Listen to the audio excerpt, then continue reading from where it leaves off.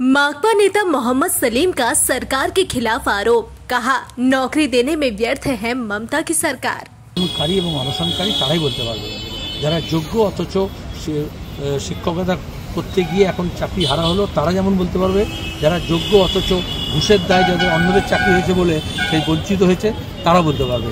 আমি এখন উপরি কী বলবো, আমরা শুধু এটুকু বলবো এই সরকার সুষ্ঠু নিয়োগ করতে ব্যর্থ, এই সরকার যুবদের স্বার্থ রক্ষা করতে ব্যর্থ, এই সরকার শিক্ষা ব্যবস্থাকে ধ্বংস করছে এবং যারা অভিভাবক, যারা ছাত্র, যারা যুব এবং যারা শিক্ষক তাদের সবাইকে মিলেই লড়াইটা লড়তে হবে। এই শিক্ষা ব্যবস্থাটাকে বাঁচাতে হবে, চাকরিও বাঁচাতে হবে, চাকরিও ফেরত পেতে হবে। অযোগ্য বাঁচা সম্ভব হলো না কেন? মুখ্যমন্ত্রীকে জিজ্ঞেস করো, মমতা ব্যানার্জিকে। ঘুষের টাকা নিয়ে যদি থলে বড়েন আর ভাইপোর অ্যাকাউন্টে যদি বিদেশে টাকা জমা হয় তাহলে সেখানে লিস্ট বার করবে? অযোগ্যদের লিস্ট বার করলো না কেন? পরীক্ষা জেনেছে তাকেই থাকবে তো। পরীক্ষাতে স্কুল সার্ভিস কমিশন নিয়েছে, স্কুল সার্ভিস কমিশন কে তৈরি করেছিল? কিন্তু সরকার না, রাজ্য সরকার।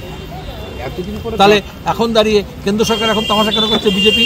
এই 2014 থেকে চাকরি হারারা, চাকরি প্রার্থীরা, বঞ্চিতরা, তারা তো বিজেপির কেন্দ্রীয় মন্ত্রীকে, এমপিকে সবাইকে বলেছে এবং চাকরি যখন বিক্রি হয়েছে তখন এই শুভেন্দু তো তৃণমূলে ছিল, তখন তো সেও তো চাকরি বিক্রি করেছে। তাহলে মিদনাপুর, মিদনাপুর, মুর্শিদাবাদ, ঝাড়গ্রাম চাকরি যা পেয়েছে এবং বাঁকুড়া, পুরুলিয়া যা চাকরি হয়েছে সেগুলো তো শুভেন্দু প্যানেলে হয়েছে। তাহলে তৃণমূল কেন সব ঝেড়ে খাচ্ছে না কেন? কারণ দুজনেই পেট এক, দুজনের পেট ভর্তি হয়েছে ঘুষের টাকায়।